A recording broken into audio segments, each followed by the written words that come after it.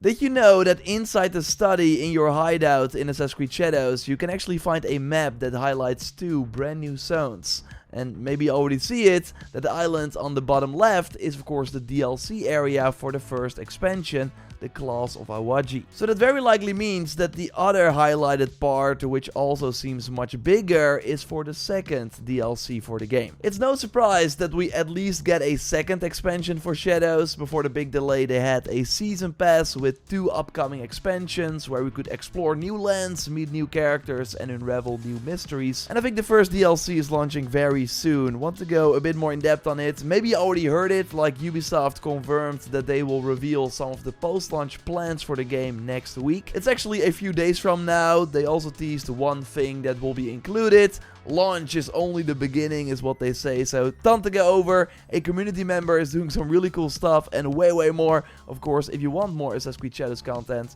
leave a like to show your support and let's go. But first, the sponsor of this video, Mandragora, Whispers of the Witch Tree, a brand new action RPG that has way more depth than you might think. Yes, the enemy design immediately jumps out with many amazing bosses waiting for you in this game, while you follow a story written by Brian Mitsoda, known for Vampire the Masquerade. You pick one of 6 classes at the start with unique abilities and playstyles that you can further enhance with a really large skill tree. There are also special active abilities you can find in the world. The Metroidvania exploration is really rewarding. You can find gear and weapons and make a ton of builds for each character, and those will of course come in real handy while fighting the many bosses, although your skill learning the moves will also be really important. Checking out the game is really the best way to support the channel, so thanks for that in advance. Link in the video description. Thanks to Mandragora, Whispers of the Witch Tree for sponsoring the video, makes all of this work.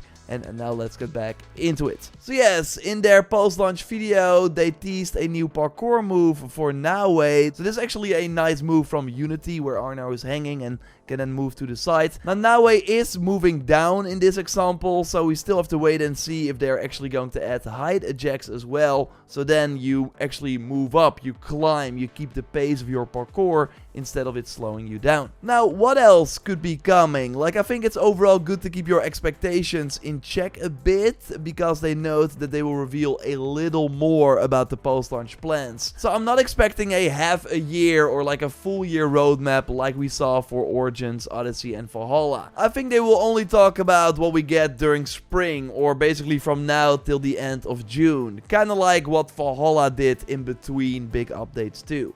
I think smaller things like the ability to turn off the black and white filter for abilities and assassinations is happening.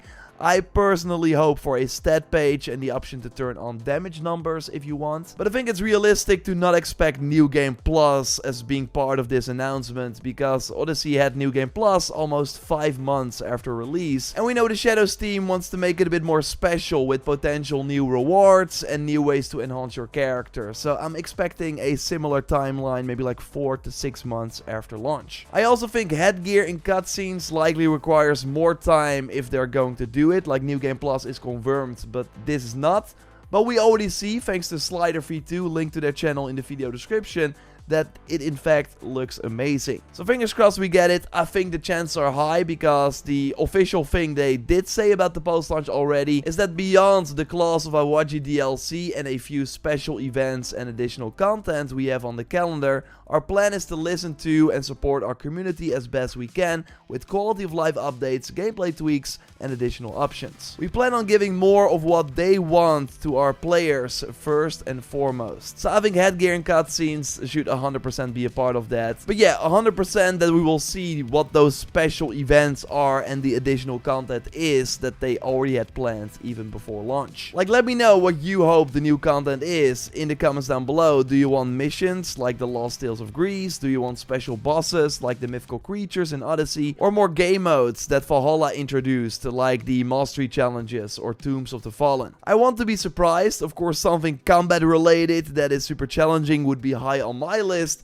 but it does seem that a higher difficulty is something they already had planned before launch, so they might talk about it on April 30th. Another thing they might officially reveal, that Simon, the associate game director, confirmed to me during the livestream we of course did, is in regards to the military castles. Because in the future we should be able to have the Samurai Daisho respawn and then clear the castle again, and there should also be an incentive to do so. So maybe that's already in the cards for the coming months. Another new thing I totally expect them to announce is at least 1 or maybe 2 new projects. If you like me have been keeping up with the weekly anomaly missions, then you already finished 1 and are progressing well into the second project. Now they do have infinite rewards for if you completed all the projects, but I do think the plan is to have these release at a rapid pace. So that likely means that we get new armor sets for both Nawe and Yasuke. The chess piece from the Legacy project for Nawe is insane, by the way. Maybe you already saw the short we did on it,